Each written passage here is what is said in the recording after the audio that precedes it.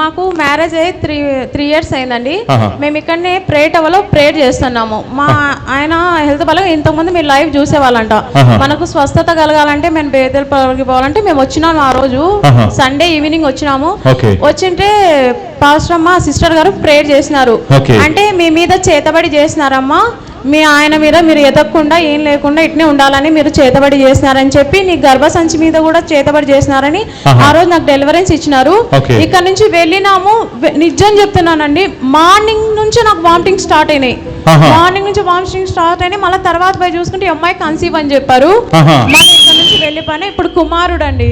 Wow, conceive అయిపోయింది, కుమారుడు కూడా పుట్టాడు. 3 years బాబుకి 2 కుమారుల్ని దేవుడు మాకు బహుమానంగా ఇచ్చారు. 2 కుమారుల్ని మీకు బహుమానంగా ఇచ్చాడు. ఇంకొకటి, నేను మా అమ్మ వాళ్ళ ఇంట్లో ఉన్నప్పుడే నాకు కిడ్నీ స్టోన్స్ ఉన్నాయి.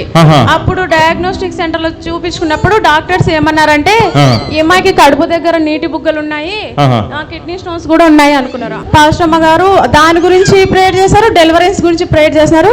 మరుసటి రోజు కన్సీవ్ అయినా, మరుసటి రోజే మీకు కన్సీవ్ అయిపోయారు. ఎస్, వామిటింగ్ స్టార్ట్ అయ్యాయి. ఈ వామిటింగ్స్ ఏందని మీరు చెకప్ చేయించుకుంటే ప్రెగ్నెన్సీ అని డాక్టర్స్ కన్ఫర్మ్ చేశారు. అవునండి. ఇంకా నాకు ఇప్పటి వరకు ఎప్పుడు కానీ కిడ్నీ స్టోన్స్ లేవు, ఇంకా నీటి బుగ్గలు, అసలు ఆ ప్రాబ్లమే లేదండి. ఆ ప్రాబ్లమే లేదు. వావ్, గట్టిగా చప్పట్లు కొట్టండి.